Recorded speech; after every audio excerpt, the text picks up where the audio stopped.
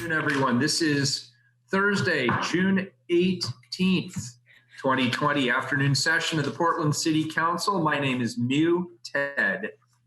Carla, please call the roll. Hardesty. Aye. Here. Udaly. Mew Fritz. Ted, Udaly. Is she on? Oh. She's on. Yeah, I'm here. Fritz. Here. Wheeler. Here. Hang on, I got to read this statement. I got to find it. Here it is. Under Portland City Code and state law, the City Council is holding this meeting electronically. All members of the council are attending remotely by video and teleconference, and the city has made several avenues available for the public to listen to the audio broadcast of this meeting. The meeting is available to the public on the city's YouTube channel, eGovPDX, www.portlandoregon.gov/video, and Channel 30. The public can also provide written testimony to council by emailing the council clerk at cctestimony@portlandoregon.gov. The council is taking these steps as a result of the COVID-19 pandemic and the need to limit in-person contact and to promote physical distancing. The pandemic is an emergency that threatens the public health, safety, and welfare, which requires us to meet remotely by electronic communications. Thank you all for your continued patience, flexibility, and understanding as we manage through this difficult situation to manage the city's business. And with that, we will now hear from our able attorney, Lauren King, who's going to tell us all about the rules of order and decorum. Good afternoon, Lauren. Good afternoon, everyone. To participate in council meetings, you may sign up in advance with the council clerk's office for communications to briefly speak about any subject. You may also sign up for public testimony on resolutions or the first readings of ordinances.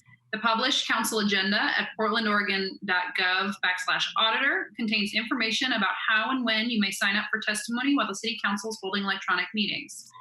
Your testimony should address the matter being considered at the time. When testifying, please state your name for the record. Your address is not necessary. Please disclose if you are a lobbyist. If you are representing an organization, please identify it. The presiding officer determines the length of testimony. Individuals generally have 3 minutes to testify unless otherwise stated. When your time is up, the presiding officer will ask you to conclude. Disruptive conduct, such as shouting, refusing to conclude your testimony when your time is up, or interrupting others' testimony or council deliberations will not be allowed. If there are disruptions, a warning will be given that further disruption may result in the person being placed on hold or ejected for the remainder of the electronic meeting. Please be aware that all council meetings are recorded.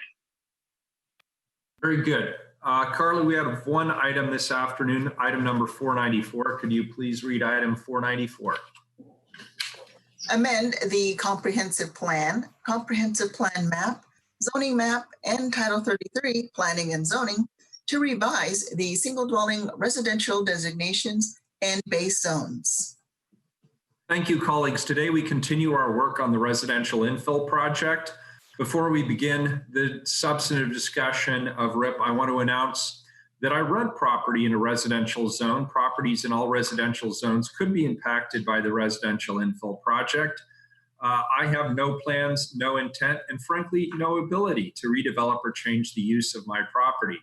However, out of an abundance of caution, I have been advised to disclose this as a potential conflict of interest, so I am therefore doing so. Would anybody else like to do so? Thank you, Mayor. Excuse me, Mayor. Yes, I'd like to also declare that I am a renter in the area that may or may not be covered by the residential infill project, but don't anticipate that there will be any perceived or otherwise conflict since I don't own any property anywhere. Very good. Commissioner Udaly.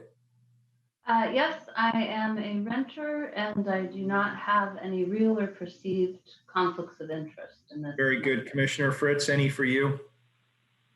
Thank you, Mayor. I own property in the city of Portland. These changes will neither benefit or harm me to a greater or lesser extent than anybody else, and therefore I do not have a conflict of interest. Thank you. As a recap of where we are in the project, on June 3rd, the Bureau of Planning and Sustainability staff presented various concepts for amendments to the proposed draft of the residential infill project. and reopened the record for public comment. First of all, I want to thank everybody who testified and shared their perspectives on this significant proposal. Over 2,000 written comments have been received by our offices on this proposal, and we appreciate the time and the thoughtfulness that many of you have put into both your letters and your testimony. Members of the public who'd like to submit additional written testimony may do so up to 8 p.m. tonight by visiting the project website, which is www.portlandOregon.gov/BPS/RIP. I kid you not. That is actually the URL. So if you go to portlandoregon.gov, you will find that it's easy to find, easier than me repeating what is probably one of the world's most ridiculous URLs ever. Today, we continue hearing public testimony. We will also have some time for my colleagues and I to share our reflections and raise any questions about the proposed amendments. We will not be voting on the amendments today, but instead we will be returning on July 1st at 2 p.m. to give council time to review and consider the testimony for that vote. I will now turn it over to BPS Director Andrea Durbin to walk us through the agenda for this afternoon. Director Durbin, welcome and good afternoon to you. Good afternoon, Mayor. Good afternoon, Commissioners. Thank you very much. We appreciate the opportunity to complete hearing public testimony that began on June 3rd. As you may recall, the amendment concepts have been available to the public since early March, and they were moved and seconded on the June 3rd hearing for discussion and testimony. For today, we suggest council hear from our remaining testifiers before beginning deliberations to ensure we're able to get through the list. Last time we heard from more than half of our 96 testifiers. We have nearly 40 more that had signed up that we expect to hear from today, although we may have fewer people who actually join us today. For the sake of fairness, we also suggest holding testimony to 2 minutes each, like we did at our previous hearing.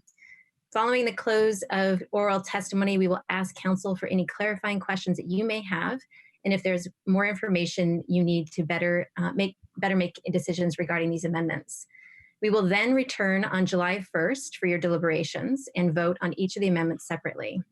Staff will then develop an as-amended draft that incorporates your changes for your final consideration and vote later in July.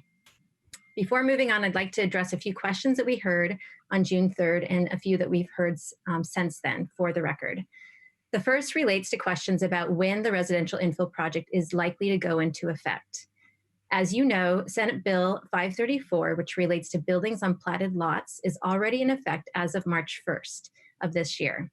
Several provisions within RIP that relates to compliance with those state rules are slated to go into effect within 30 days of passage, which is a regular time frame for ordinance effective dates. However, the remaining aspects of this project that address building size, increased housing options, and respond to House Bill 2001 will be deferred until the project has adequate time to be acknowledged by the state and to provide ample time for the Bureau of Development Services to develop supporting materials and training to effectively implement the new regulations. Therefore, the bulk of the residential infill project is not slated to go into effect until August of next year. You've also heard testimony calling for the effects of this landmark legislation to be tracked and reported on. BPS is committed to tracking and evaluating the effects of the residential infill project moving forward.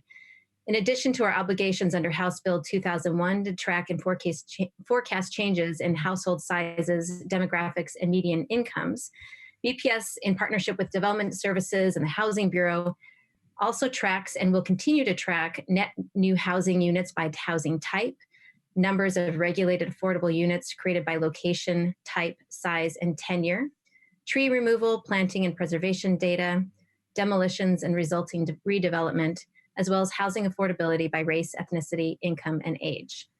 The Bureaus of Transportation, Environmental Services, and Water all track their infrastructure systems and plan and implement improvements to those systems on a continual basis. In addition, our work in collaboration with community leadership on the Anti-Displacement Task Force is inherently focused on tracking impacts of city policies and programs. The process and systems for those citywide tracking and accountability systems will include our residential zones, which will help inform RIP's impact over time. What the city has not routinely tracked are the number of existing homes that were purchased and remodeled or resold at considerable markup with no added contribution to the supply of housing. This, we believe, is the threat of a future without this project. Maintaining the current tight supply of homes available across almost 3/4 of the city area zone for housing means that new residents will have more limited choices available for their housing and are less able and likely to find housing in the development of their choosing. The status quo of housing development in our residential neighborhoods is not designed around inclusivity, and displacement will continue to accelerate unless we create more options for housing in these areas. The residential infill project alone will not end displacement, but it will be part of that solution.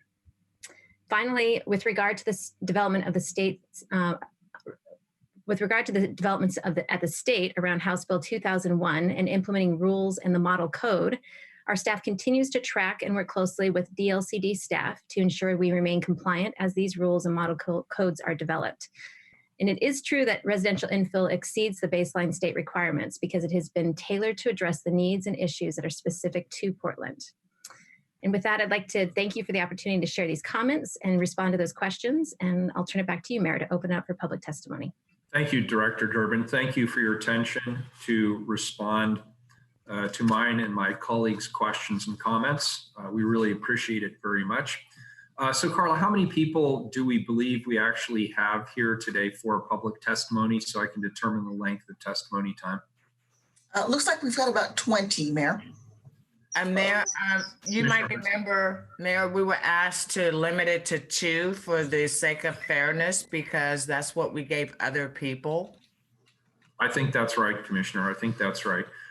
So we will, each person will have 2 minutes to testify. I also want to remind anyone who may be testifying today as a lobbyist, which lobbying entity you are authorized to represent in accordance with Title II of the City Code.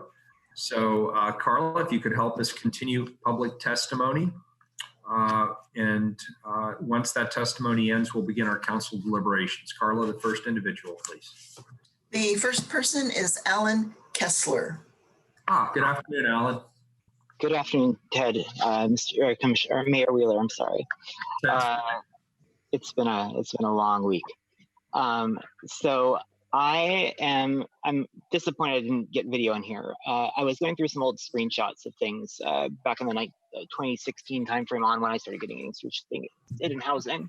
And the first thing I came across was a redlining map, which I showed juxtaposed with Charlie Hales at the time was trying to downzone Eastmoreland.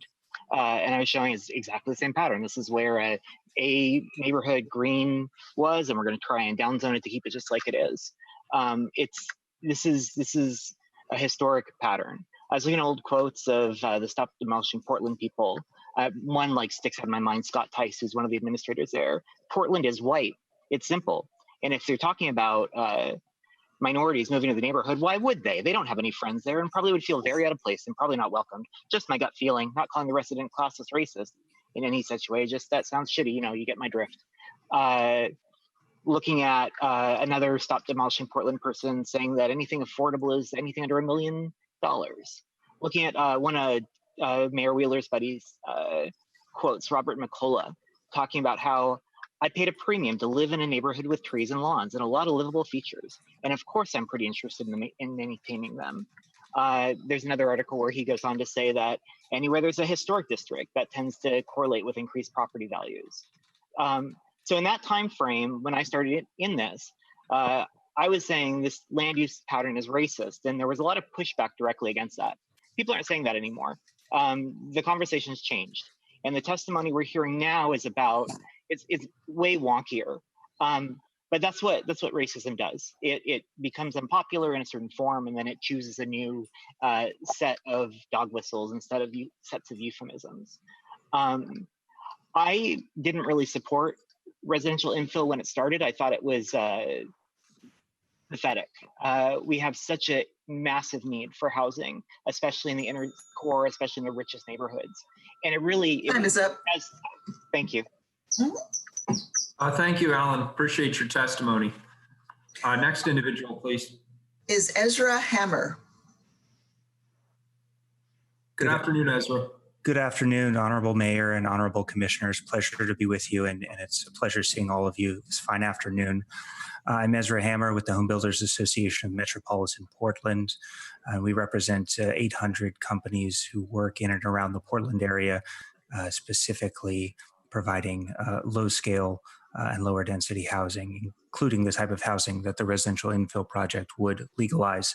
I just want to give a special thank you to Andrea Durbin, Morgan Tracy, Sandra Wood, and the entire team over there for their tireless work on this project.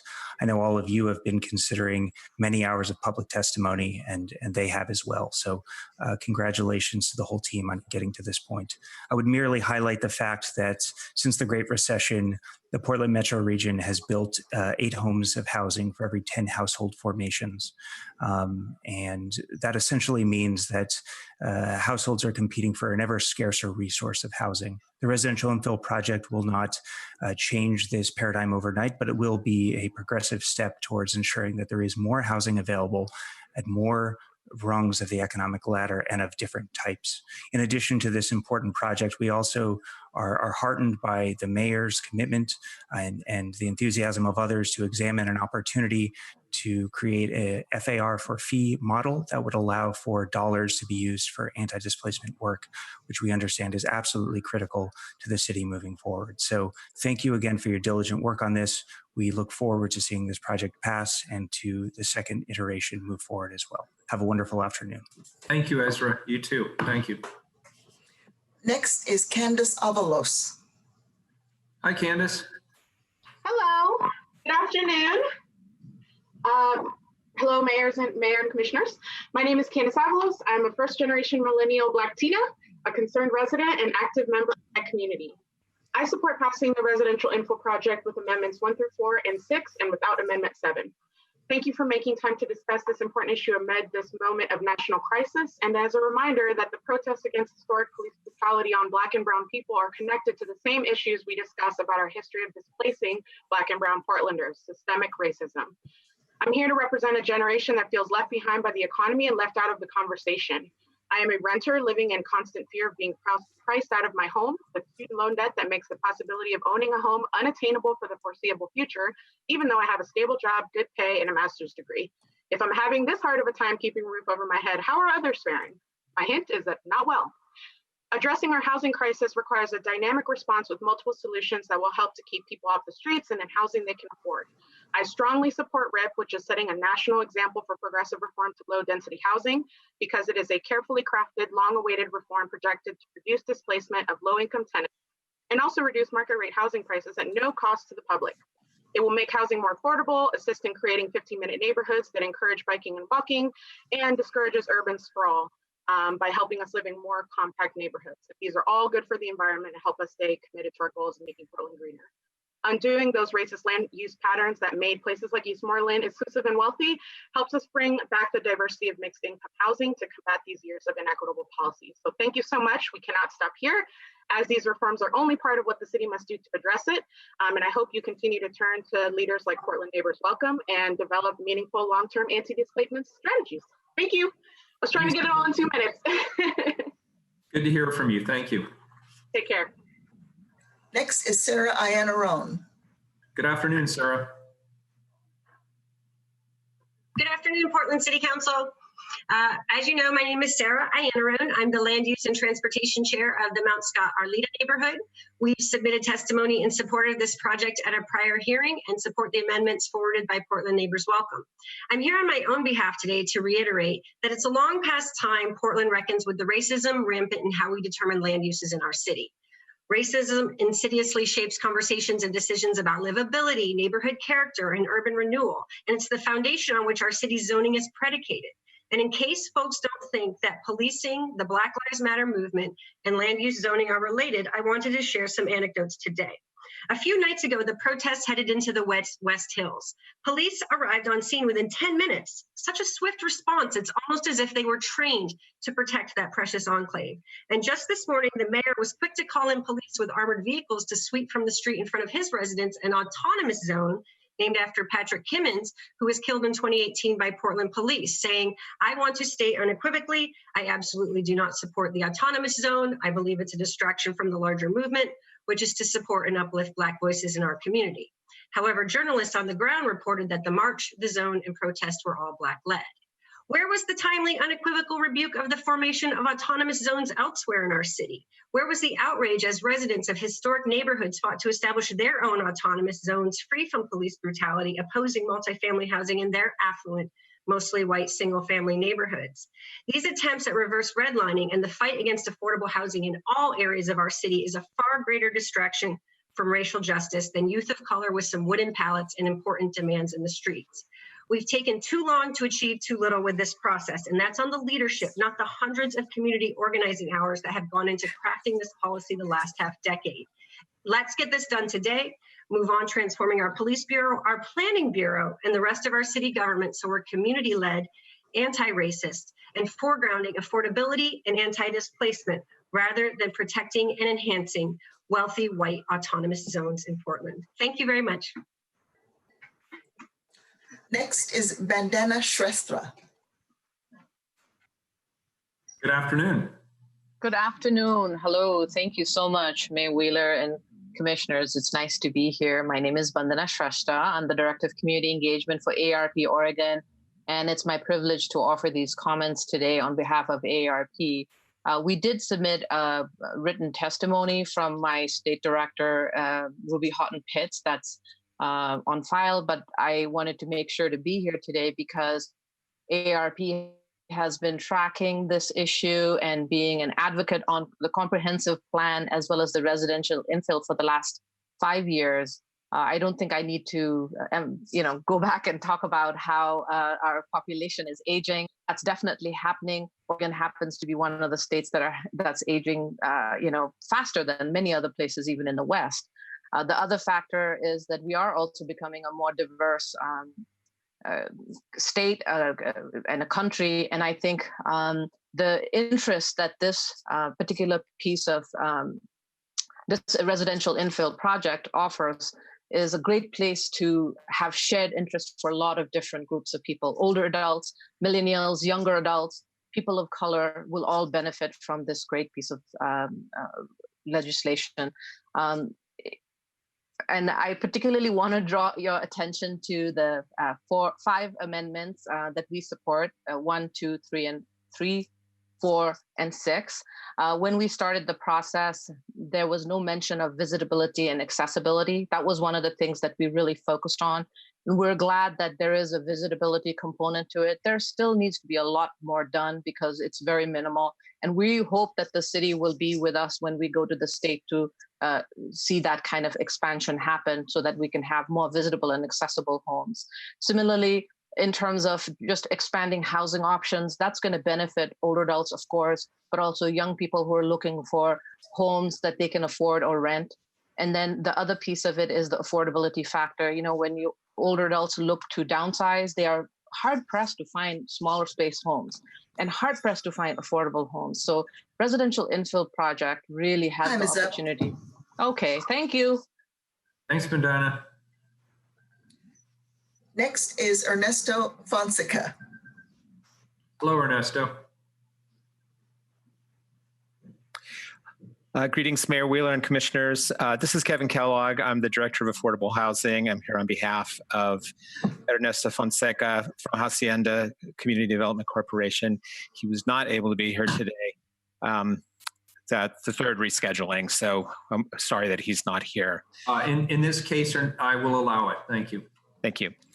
Hacienda strongly supports your approval of the residential infill project. The RIP can advance our goals of diversifying and expanding the number of homes affordable to the communities we serve, ensuring the low-income homeowners, especially seniors and people of color, can retain the homes they own and remain part of the community. I wish to speak to you specifically on the benefits of Amendment 6 and its potential impact in the Cully neighborhood where we're based. Cully includes one of the most diverse census tracts in Oregon. The median family income is also significantly less than the city as a whole.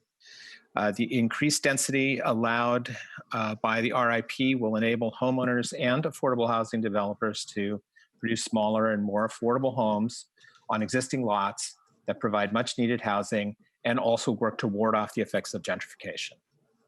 Amendment 6 is particularly useful to us, nonprofit organizations like Hacienda, because provisions of the additional FAR and allowance of additional units on a development site increases our ability to develop more homes for people earning under 60% of median, and by leveraging traditional affordable housing development tools. This creates opportunity to build more units that are less expensive and more accessible to families who feel the burden of gentrification. In the next several years, Hacienda will increase opportunities for homeownership in Cully, and Amendment 6 will allow development at a density that reduces development costs for those new homes so they are affordable for modest income home buyers. Going forward, we're hopeful that the Anti-Displacement Task Force can advance other RIP policy recommendations offered by advocates, such as increasing the local subsidy for affordable housing development. As to Amendment 7, we agree with protecting historic neighborhoods. There are provisions for allowing all the density in historic neighborhoods by following the demolition review process. We hope the demolition review process does not become a tactic that is specifically used to prevent affordable housing from being added to historic neighborhoods. Time is up. Thank you. Thank you. Appreciate it. The next person is Nick Sovey. Hey, Nick. Good afternoon, council members. This is Nick Sovey with Rose Community Development, and Rose has been working to improve outer Southeast neighborhoods for 3 decades now. We encourage council to adopt the RIP with the amendments proposed by Portland Neighbors Welcome, including the affordability bonus. I know all of you on council care about affordable housing. The status quo is unacceptable. The private market is simply not providing housing for the vast majority of Portlanders. All over Rose's area, we're seeing $300,000 houses torn down and $700,000 houses being replaced. Added density would make it possible for nonprofits and other developers to compete for sites. So by voting yes, council will take an important step towards equity and for increasing housing opportunity for Portlanders. Thank you, Nick. Appreciate it. Diana Nunez. Hi, Diana. Good afternoon, Mayor Wheeler and City Commissioners. Thank you for this opportunity to testify on the amendments to the residential infill project. I'm Diana Nunez, Executive Director of Oregon Environmental Council. Oregon Environmental Council is a nonprofit, nonpartisan, membership-based organization that advances innovative, collaborative, and equitable solutions to Oregon's environmental challenges for today and future generations. OEC supports prompt adoption and implementation to the residential infill project. The residential infill project proposal is an opportunity to begin to change city policy shaping residential redevelopment over time to be more supportive of transit, biking, and walking for transportation, in addition to reducing greenhouse gas emissions and air pollution. It would allow more people the option to make home in close-in neighborhoods that are rich in access to jobs, services, schools, and other opportunities. Oregon Environmental Council strongly supports Amendment 6 because it would allow more density and support more affordability, amplifying the climate and affordability benefits of the original proposal. OEC opposes Amendment 7 because it would reduce allowed density and affordability. The residential infill project is a step towards a more equitable and sustainable city for all Portlanders. Oregon Environmental Council urges you to amend it with the Amendment 6 and to adopt and implement the amended proposal as soon as possible. OEC also urges you to consider this as a first step towards a future Portland where more people can live close to jobs, schools, services, stores, and community gathering places. The growing climate crisis and the housing affordability crisis demand swift, strong action. And this is the beginning, not just the end. Thank you so much. Thank you. Appreciate it. Next is Jeff Cole.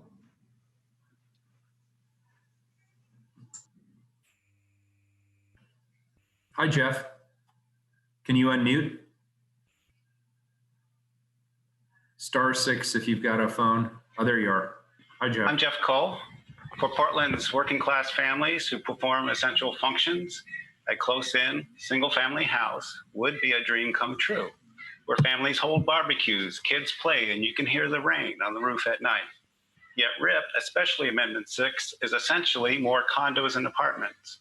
Let's do better by supporting community land trust and purchase outright existing single-family homes, making them available to families on an equity share basis well below market price. We'll create jobs by upgrading these homes with energy and earthquake retrofits, and more jobs with each house. Let's build an ADU. ADUs have been working great for Portland because they gently tuck in density by addition, not subtraction. The house is for the family, while the ADU becomes a long-term affordable rental. Funding such land trusts on any real scale, that's big money. Portland traded in the Mount Hood Freeway for light rail. Now we've got big ticket waterworks and roadworks that offer no housing relief. As to RIP itself, the potential demolition, division, displacement might not be worth the density. Triplex, quadplex, sixplex, the RIP subtext is code for a whole new context. It is a big risk, and not every change is exactly the change we need. In the past decade, Americans flocked to cities in large numbers. We cannot assume this trend will continue unabated on autopilot. Our single-family neighborhoods, handcrafted from old-growth timber, are assets of tremendous value that give Portland a long-term competitive advantage, a sense of place that's irreplaceable.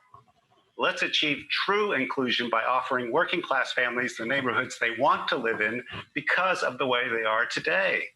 Let's invest big in community land trust. Thank you, Mayor and Commissioners. Thank you, Jeff. Appreciate it. Next is Christopher Brown. Hi, Christopher. Hello. Thank you, Mayor Wheeler and Commissioners. I would like to address the obvious unfairness of the deeper affordability proposal to the poorest parts of Portland. In the last 4 years, Portland area voters have passed 3 measures worth over $1 billion for housing and homeless services.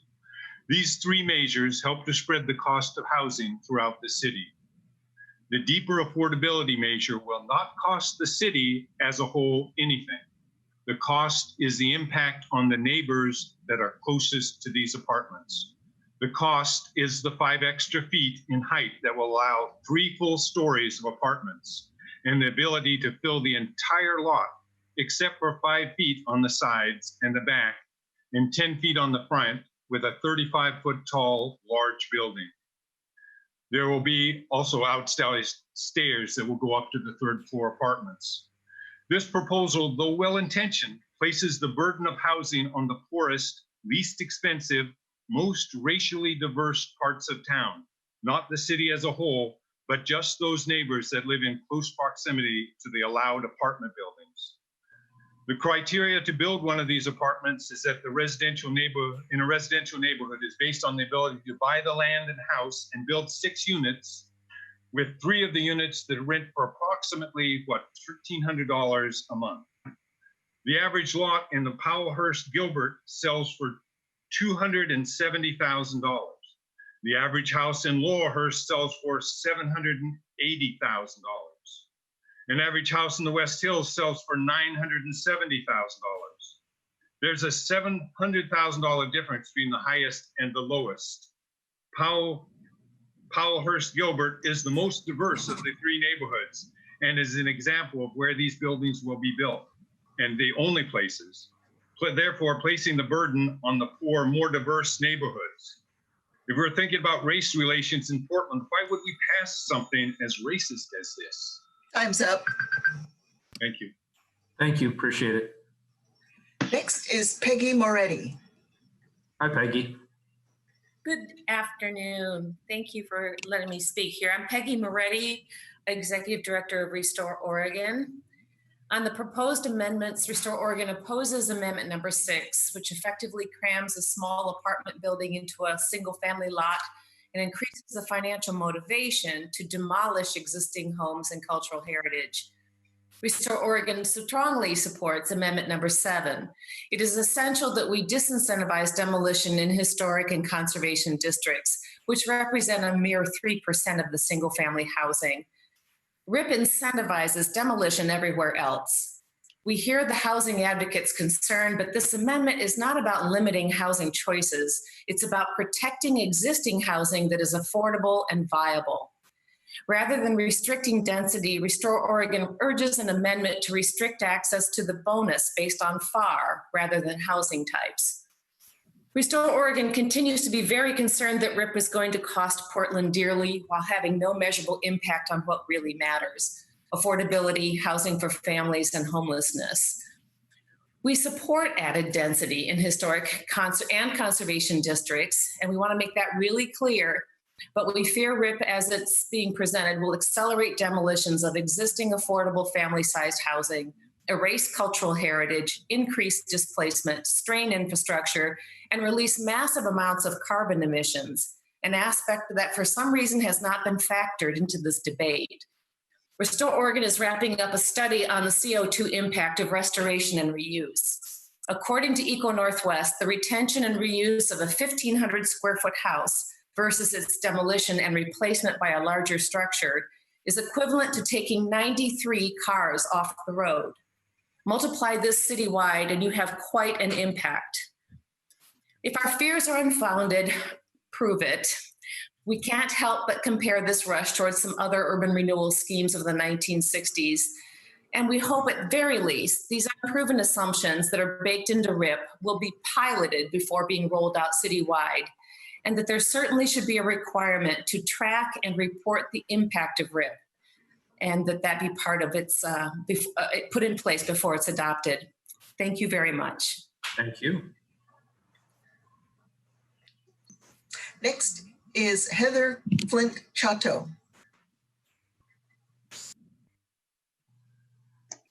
Hello, thank you very much, Commissioners and Mayor. My name is Heather Flint Chateau, and I will be submitting my graphic presentation to you to look at it at your leisure. I want to say that I agree on many of these policy issues.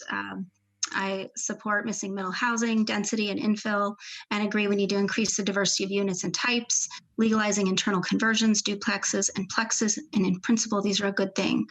I would encourage more support for programs and financial tools that would further incentivize internal conversions above the sort of baked-in incentivization for demolition.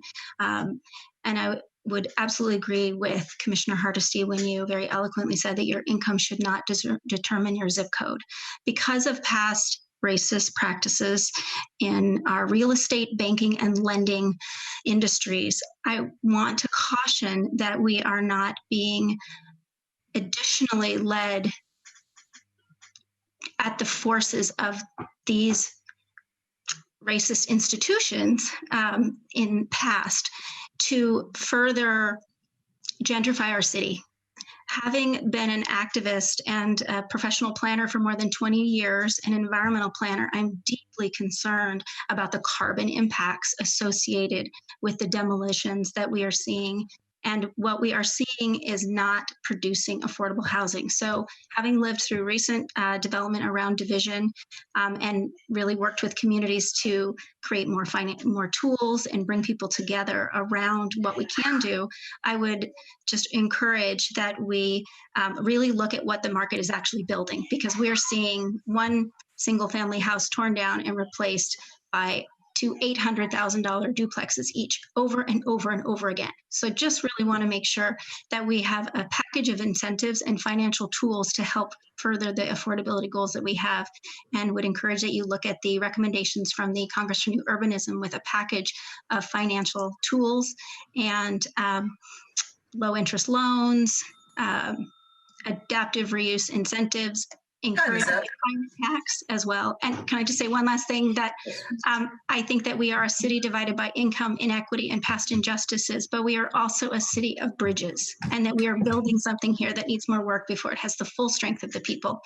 to make this a stronger and more robust policy that will bring us together instead of divide us even more. Thank you. Thanks, Heather. Next is M.K. Hansen. Hello, M.K. Hi there. I would like to ask if the clerk can at least enable video for me to chime in with some slides. I think it's pretty critical to this discussion. that I'd be able to show some things. Carla, is that a possibility? Keelan, can we do that? I don't know if we offered that to the other. Well, I integrated it as a part of my Zoom backgrounds to make it easier and more flexible. But my testimony really sort of revolves around the work that I do, which is a lot of mapping and cross-referencing.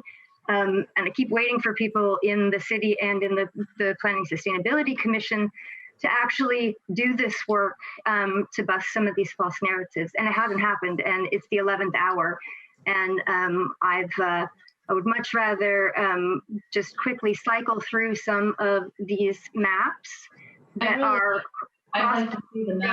graphics with affordability, with also a suppressed document. Sorry, Mayor, should we be timing this, or are we going to allow the slides if we can? Keelan, could you let me know if we can allow that first? I'd like to hear from legal counsel. Is there any objection to us seeing the slides? Carla, can you confirm, were other participants allowed to submit testimony in advance video that they could show? I know sometimes we do that. Not that I remember, but I'm not sure if anybody asked. Keelan, can you verify on that? Maybe better than I right. We didn't get any requests ahead of time, but we have in the past shown slides for people who have provided testimony. And that the ability to do that was available. People could have requests, you just didn't receive any. Right. And then what we've done in the past is we have asked to receive the slides ahead of time, and then I would share the screen. This is a little different in that the person is requesting to share their screen. I would like to request to see the slides. Okay, and that's a technical question, whether or not. If the mayor would allow it. Yeah. Technically speaking, also, that's the reason why I actually put these slides as my Zoom background, so that I can switch the visual background. We don't have to hit up against any technical issues. I'm not showing a video or sharing my screen. And also, as a side note, this is mapping data that I use that is sourced from city data. So this is just using ArcGIS and pulling those layers in and cross-referencing demographics and zoning and illustrating the truth on the ground through city data rather than my own perspective or opinion. So, thank you, MK. So legal counsel Commissioner Udaley is requesting it. I'm not hearing you say that we should not allow it. Is that correct? If Keelan is able to make that happen, then that's fine. I will note that in order for the testimony, those images to be included in the record, they do need to be submitted to the council clerk. It is not part of the record just by showing. It has to be submitted. Yeah, I would love to do that for posterity as well. Thank you. Okay, from a technical perspective, if it is integrated with your Zoom background, I believe you should be able to just show that. Yep. Are you able to see it, counsel? No. Yeah, no. I think you have to, I was only able to join this. I think you probably have to enable me to be able to join by video. So while we're on the subject, I'm getting a text message from my staff saying, can MK and all commenters please submit the slideshow to the map app project for the residential infill project? Staff read through the materials. If she can submit, we can follow along through the map app. Okay, I just promoted MK to a panelist. MK, you should have the ability now. Okay, yeah, it looks like. But how do we get it on the to be big? Yeah, now I'm small. Now I need a speaker view full screen. Let's see if you click speaker view in the top right-hand corner, your screen should go from gallery to speaker. But everyone has to click speaker view. That's right. Yes, not just the presenter. All right, so let me know when you guys have that. I think that's something you guys have to do and not me, right? Yeah, if council can hit speaker view. I'm sorry, where is that? It's up in the right-hand corner. There should be, it's either gallery view or yeah, it was hidden behind the participant list. I keep the participant list up so I can see if my colleagues are raising their hand. So I'll put that down and I will hit speaker view, and it looks like I see Keelan's screen at the moment.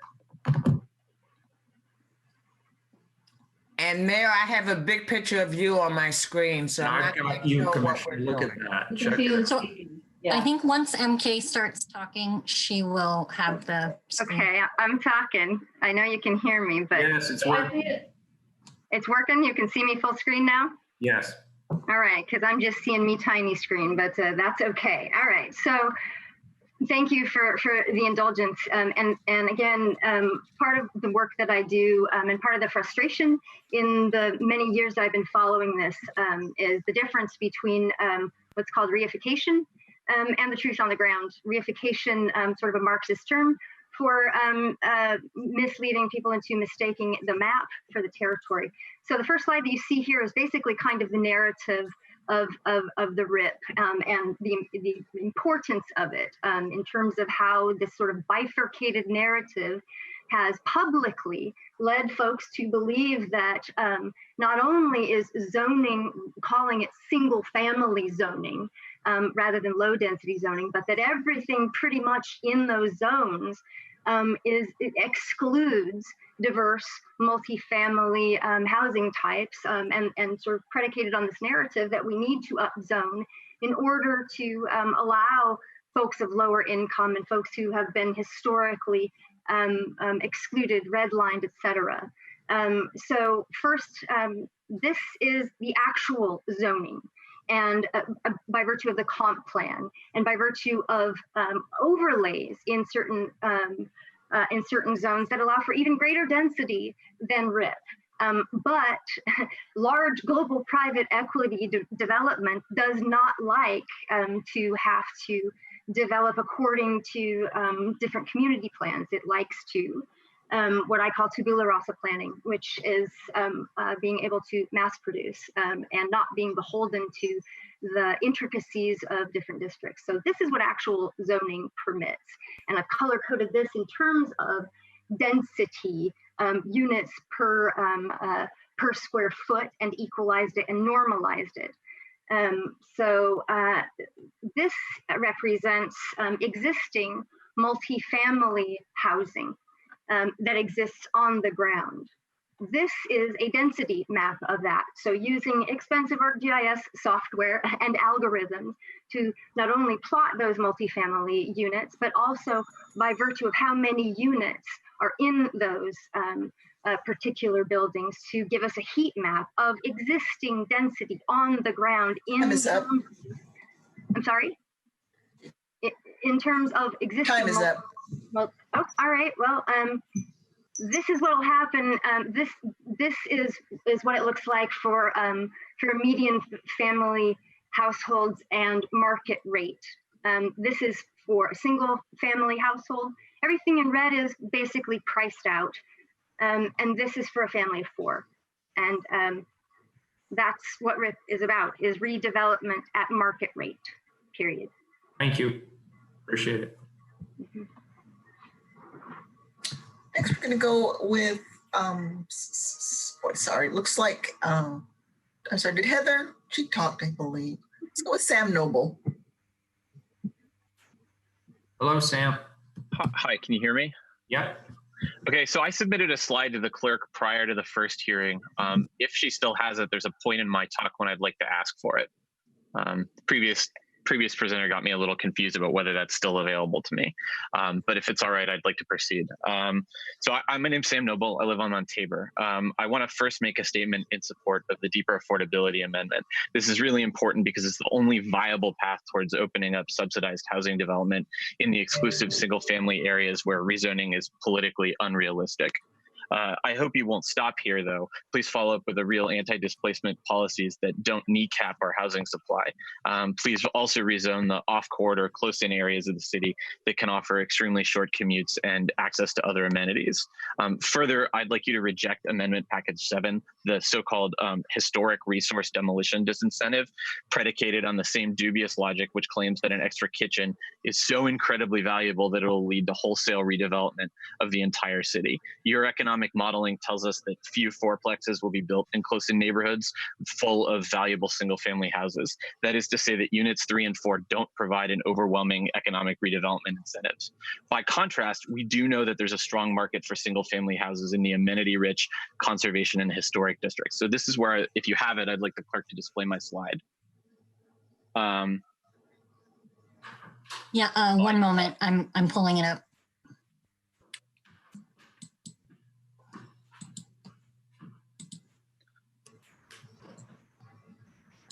Okay, so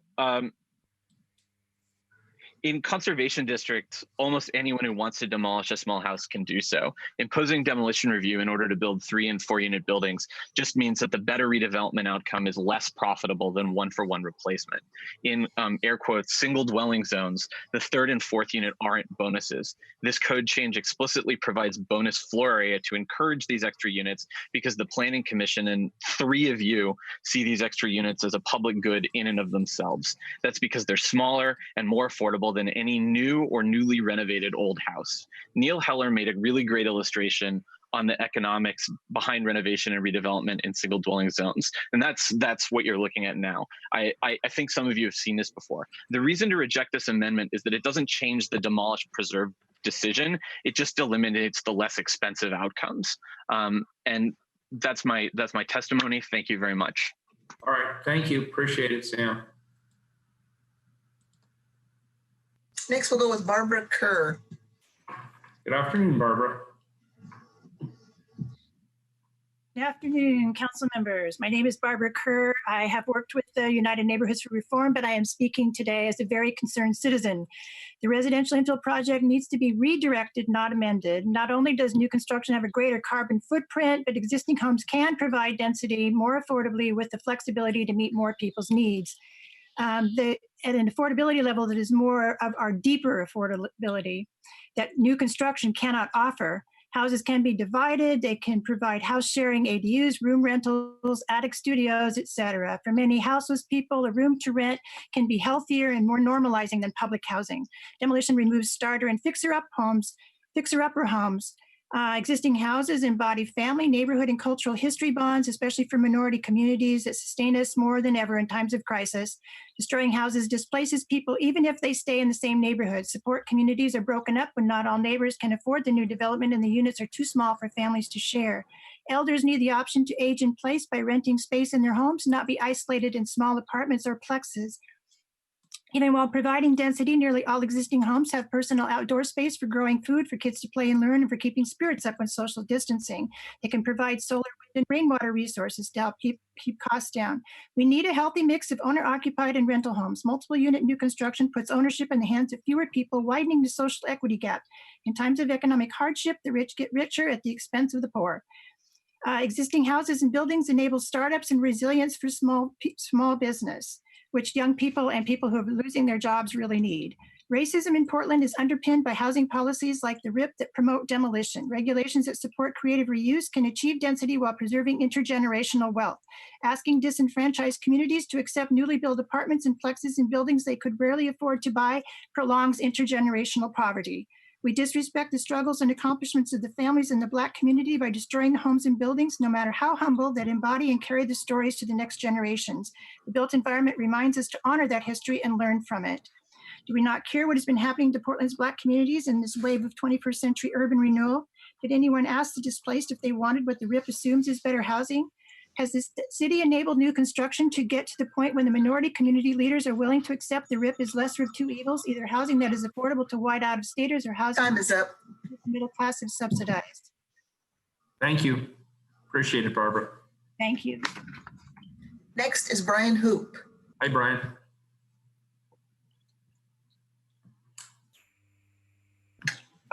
Good afternoon, dear Mayor Wheeler and fellow commissioners.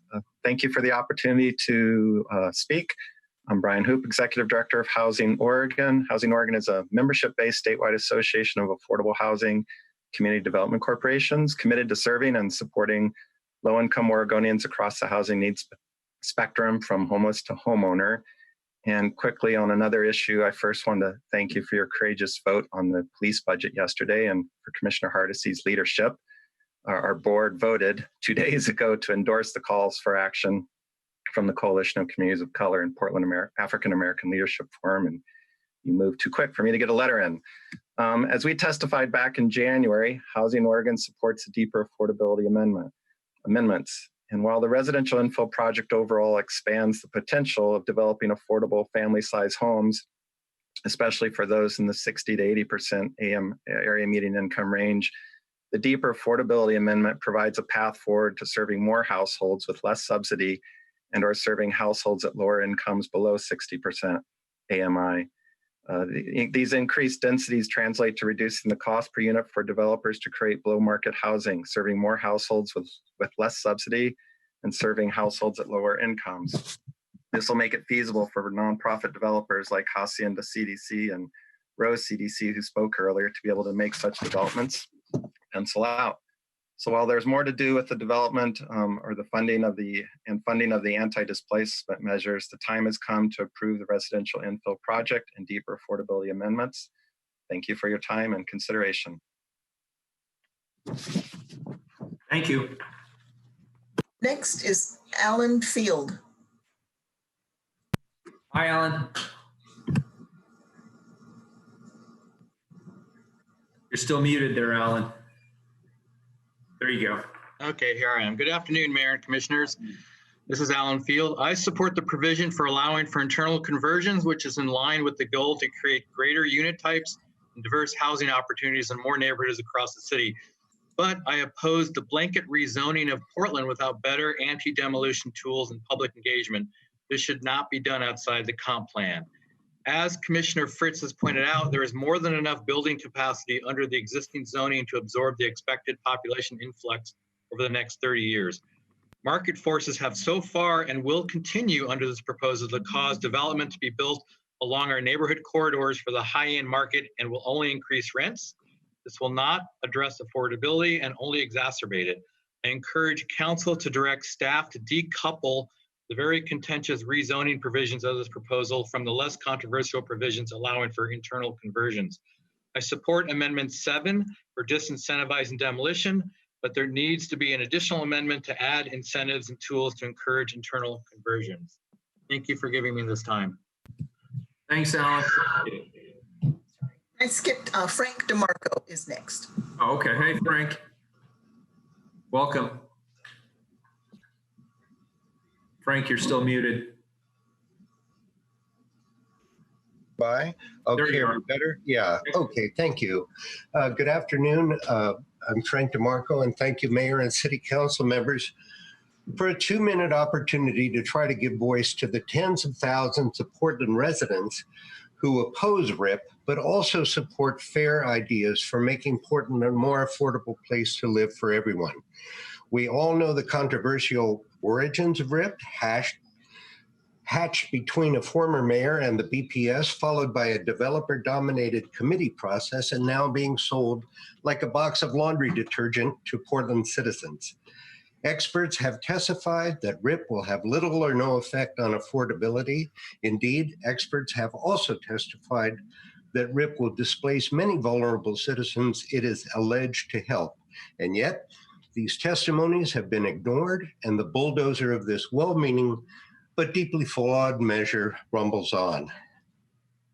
RIP is a poison pill for Portland neighborhoods and far too important to be decided by a shorthanded city council in the middle of a health pandemic and an unprecedented period of social reform that requires your daily attention. And we all appreciate the work you've been doing. Therefore, today I'm calling on this city council to pass a measure placing RIP on the November 2020 ballot and giving Portland residents the rights of self-determination of both density and the destiny of their city. It is okay to park this bulldozer. If you vote on anything, vote to give all Portland citizens these rights with a ballot measure on RIP this November. And thank you. Thank you, Frank. Appreciate your perspective. Thank you for being here. Next is Kristen Miner. Hi, Kristen. Hello, thank you. I'm speaking today on behalf of the Portland Historic Landmarks Commission. We're in strong support of RIP and also in strong support of Amendment 7, which is the Historic Resource Demolition Disincentive. Because many of the previous speakers appear to be against this amendment, I would like to actually address some serious misconceptions about it. First off, where does it apply? Many previous testifiers kept mentioning Irvington or Ladd's, but the amendment does not apply to historic districts. It only applies to conservation districts, all of which are located in North and Northeast Portland.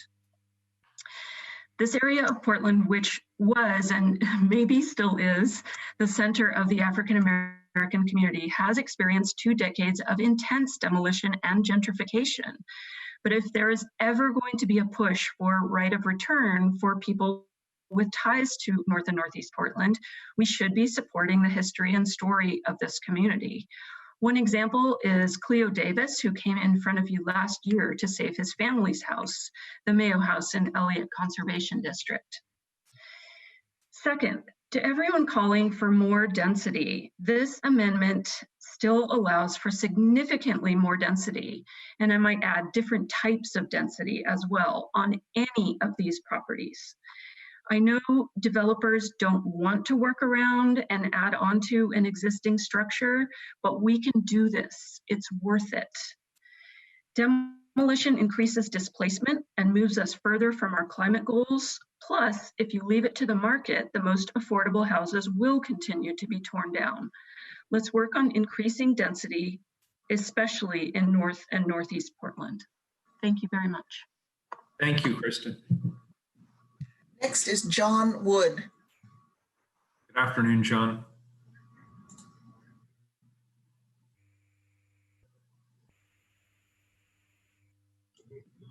Greetings, Mayor and City Commissioners. My name is John Wood, and I speak in opposition to the RIP in most part. I hope it does not come to mean rest in peace, Portland. I think our historic homes and neighborhoods are much of what gives the city living in Portland desirable, and I hope that we can maintain as much of that as possible. I come this as a longtime affordable housing advocate.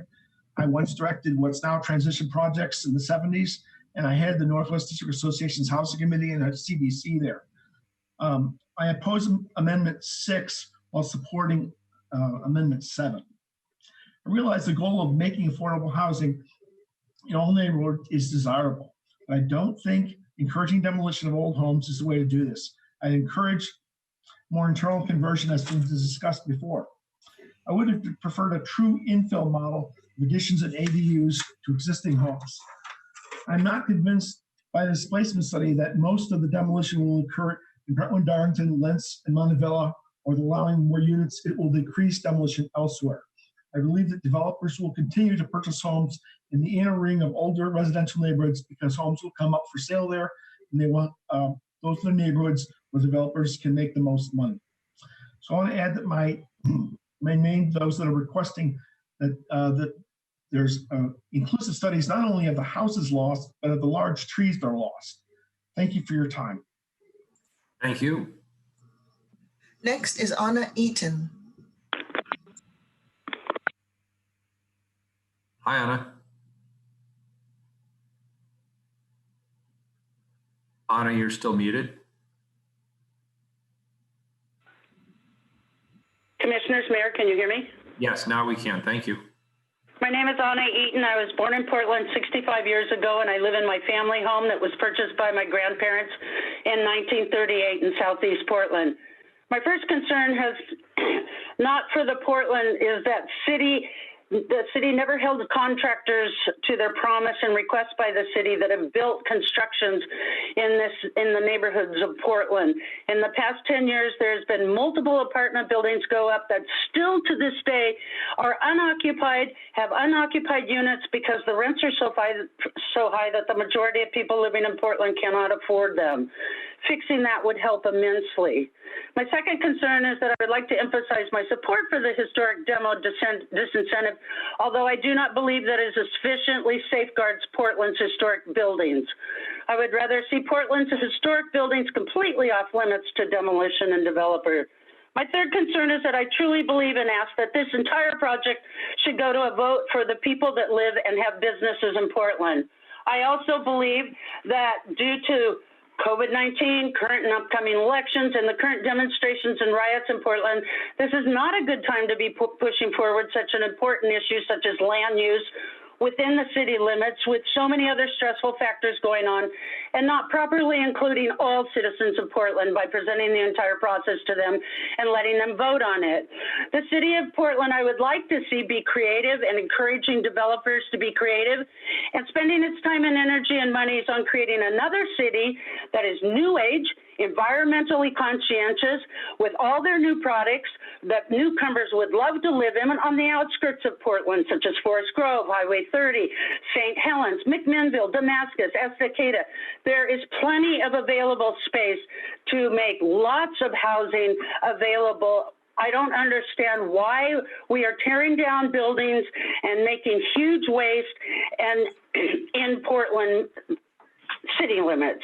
Why keep trying to overcrowd and destroy quaint Portland? There has already been too much and gone too far. We have enough units and houses, lower the rent so people can afford them.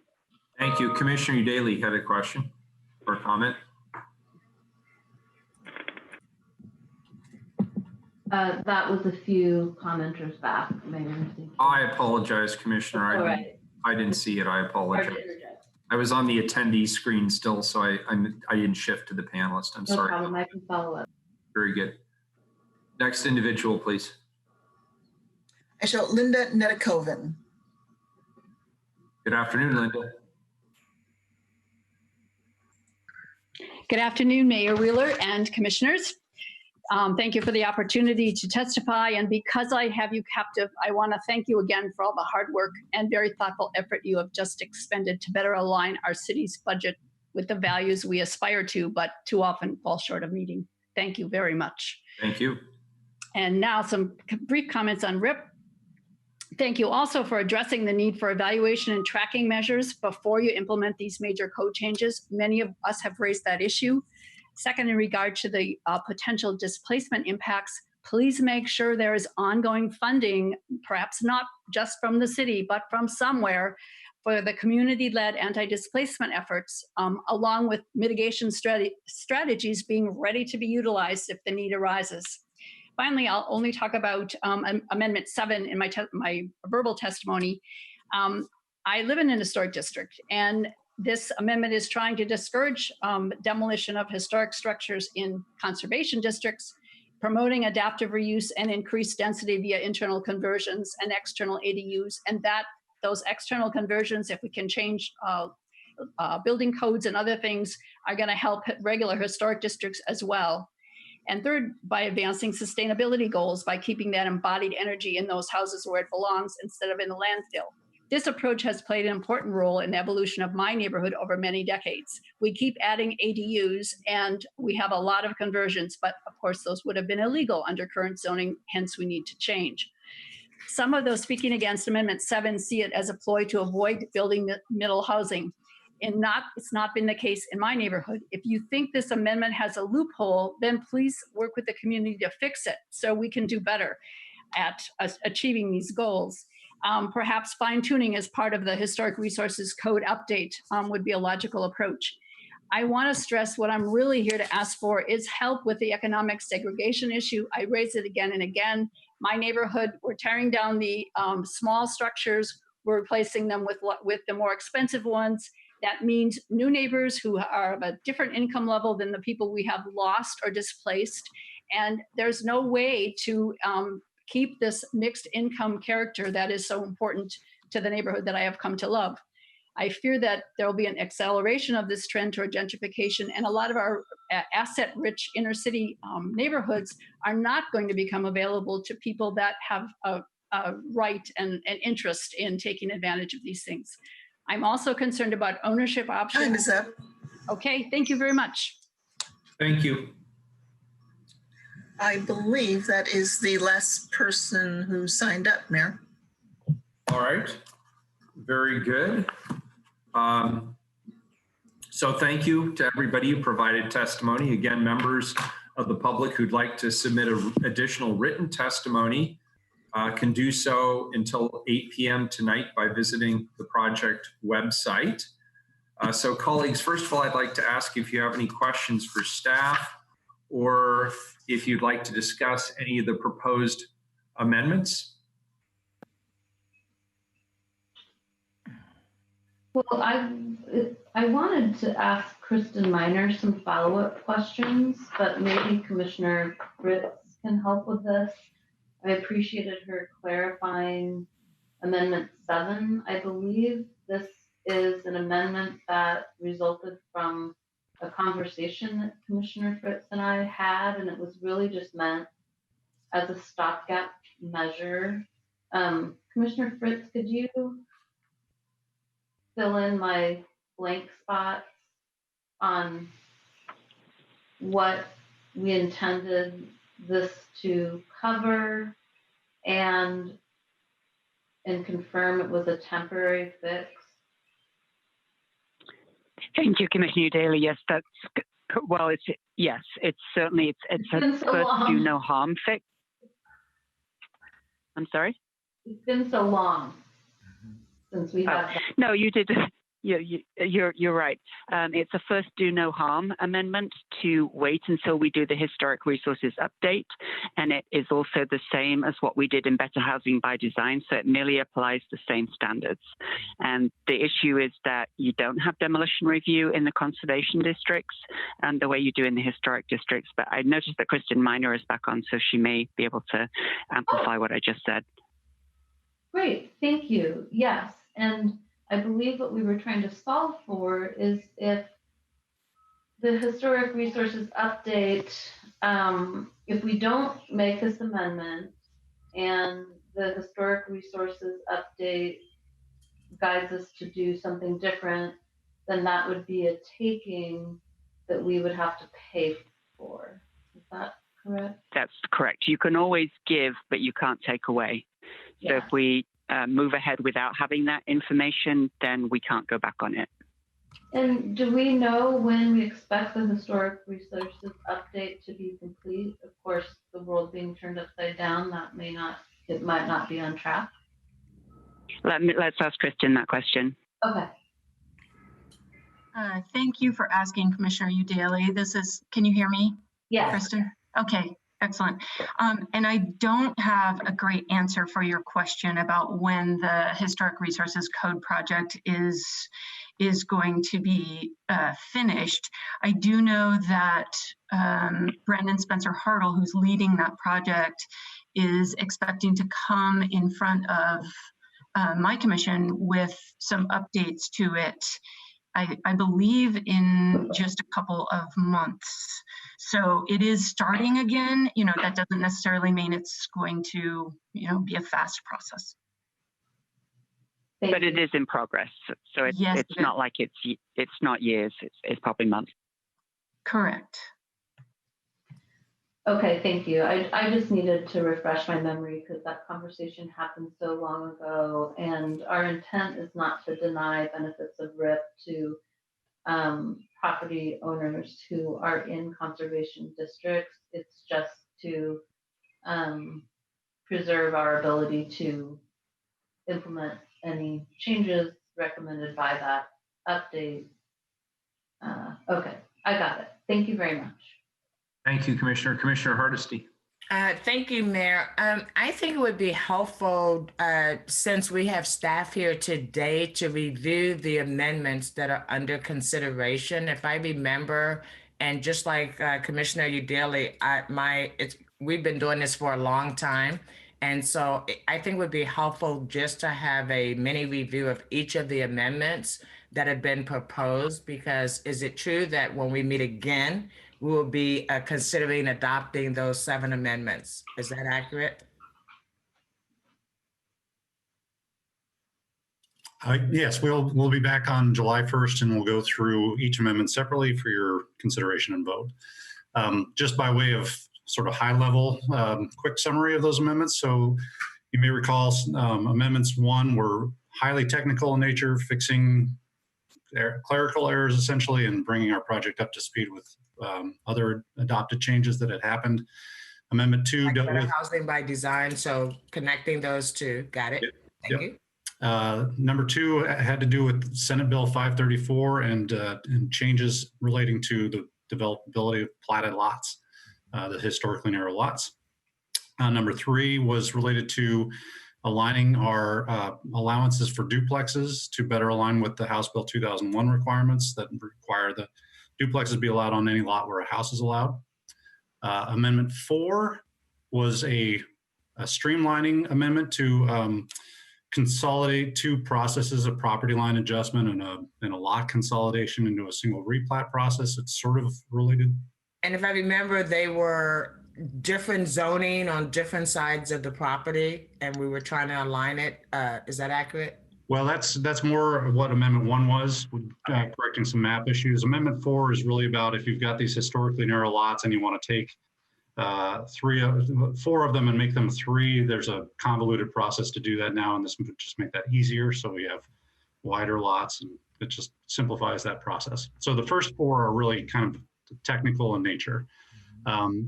Amendment 5 was the non-amendment that related to infrastructure, and you had a conversation yesterday about changes to LTIC that was somewhat related to that.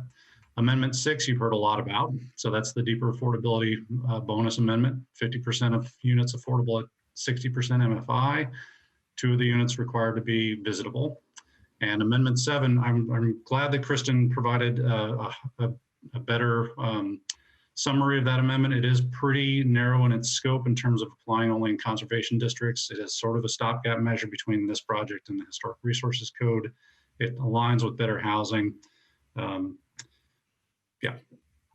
You are wonderful, Morgan. That was perfect. That's exactly what I needed, because it all comes back. I live back. and breathe this every day. I'm sorry, go ahead, Commissioner. I was just going to say, Mayor, I have no additional questions. I just thought it would be probably helpful for both the public and for us to just have a mini refresher course. Yeah, that's not unwise. Morgan, I want to build on that last question that was asked. The Amendment 7, and we've obviously honed in on this as sort of a critical amendment.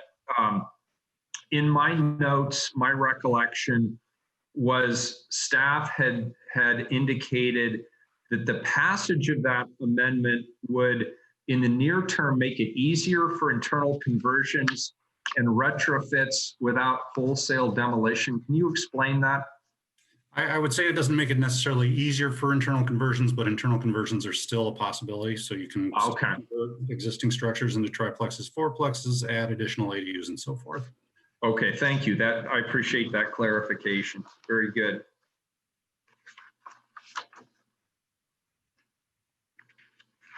And then Amendment 5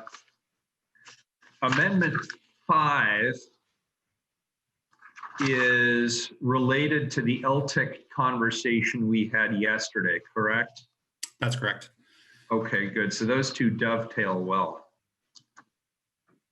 Yeah, as you may recall, we had proposed early on a concept that would further limit triplexes, fourplexes, et cetera, on streets that lacked a curb.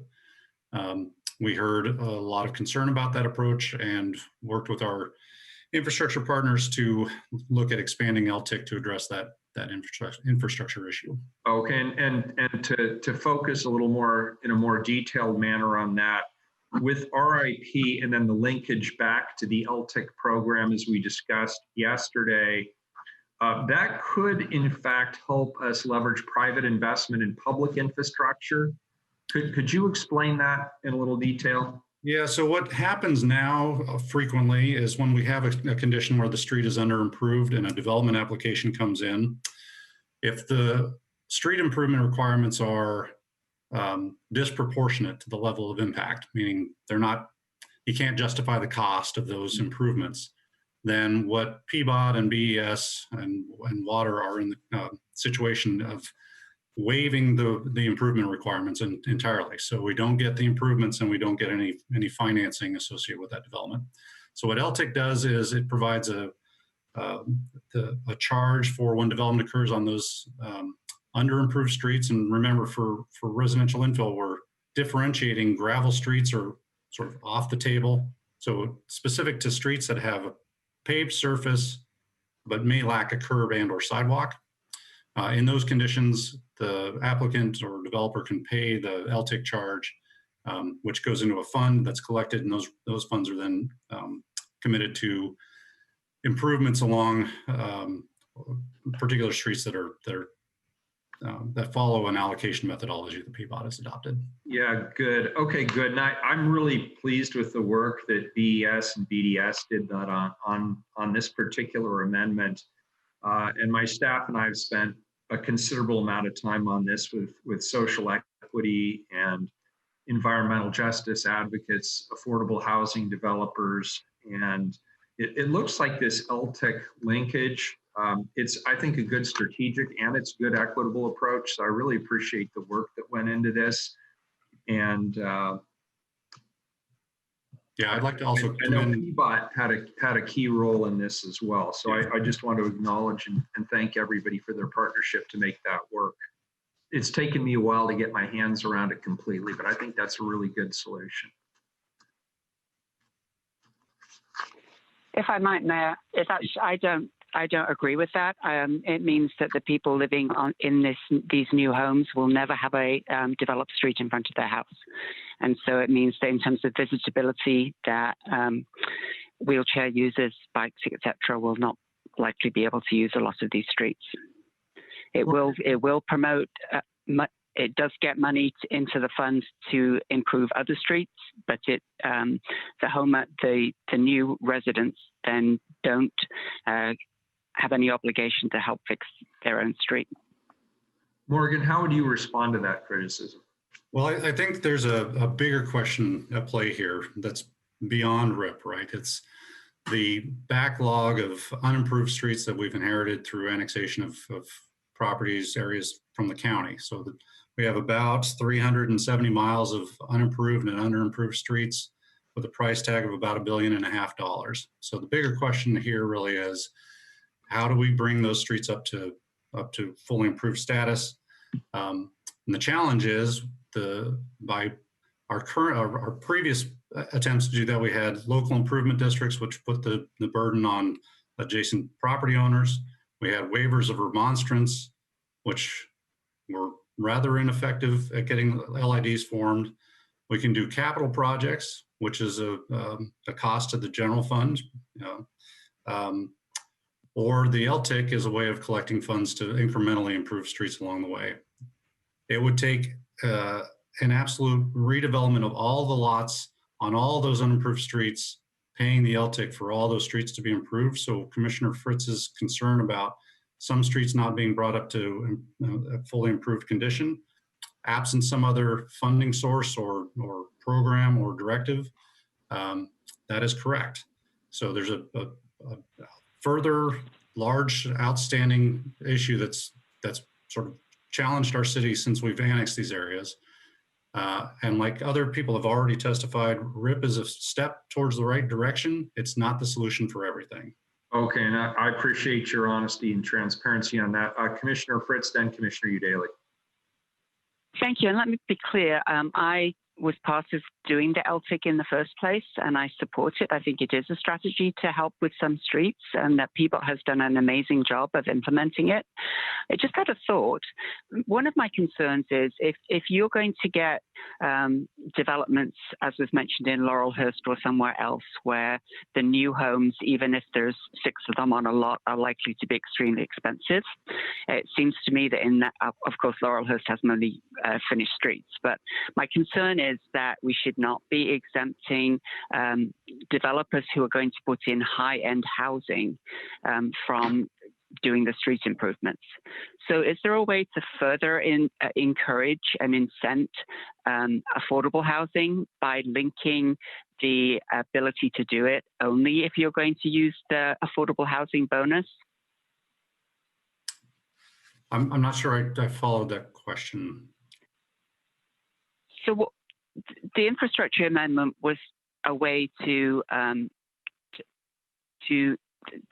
it originally said you can't do these infill housing unless you have a street. And I understand the need and desire to allow these housing types in Cully and other places where the streets, we've been hearing for a long time, are not improved and not likely to be improved. What if we had a modification that you're not allowed to develop on undeveloped streets unless you're going to be doing an element of affordable housing? I think that's within the purview of council to amend or to alter the amendment to further constrain the types of housing that's allowed. But I think what we heard from our community partners and folks in the affordable housing, folks that provide affordable housing, is that providing for these additional housing types throughout Portland neighborhoods, even if they are not quote unquote affordable, regulated affordable housing, that is at 80% MFI or lower, still provides a benefit to lower cost housing for Portlanders overall. So it's the alternative, if we're putting that kind of constraint on the type of development that happens on the lots, is it's more frequently more economically palatable to just develop larger single family homes instead. Well, we've been struggling that this project was not initially intended to be directed to affordable housing. And then we made the current comprehensive plan has enough housing capacity of all types. So since we've made some, I think, good modifications to encourage affordable housing, is there a way to link this in as well so that we don't get developers who are going to develop expensive housing getting a pass from improving the street? So maybe I can add to this conversation a little bit, Commissioner Fritz. I don't think the choice is between a street with a full sidewalk on the whole block. What happens is if a street does not have any improvement and a fourplex would be built there, and if we said that's market housing, therefore they need to build improvements in front of the house, that is building improvements right in front of that site, and it's a sidewalk leading to nowhere, right? We've seen this time and time again, little pieces of sidewalk that is in front of one house and then there isn't a sidewalk to connect to. So I don't think the choice is between a full sidewalk on one side and having no sidewalk at all. What we're talking about is a sidewalk in front of a fourplex that leads to nowhere. That's one option. Or paying into the LTIC funds, which is the city collecting funds to build sidewalks where it makes more sense and where we can collectively put the funds so that they can be used in a place where near a school, for example, for our Safe Rights to School program. So I just wanted to lend that perspective. And as usual, Sandra, you make perfect sense, and I withdraw my suggestion. Thank you. Thank you. Good discussion. Thank you, Commissioner. Commissioner Daly? Thank you, Mayor. I really just wanted to add a little to this conversation, which is that LTIC is actively developing complete streets in Cully, outer southeast, and on the southwest corridor. And we came up with a solution with community advocates in the impacted communities, in particular Cully, who really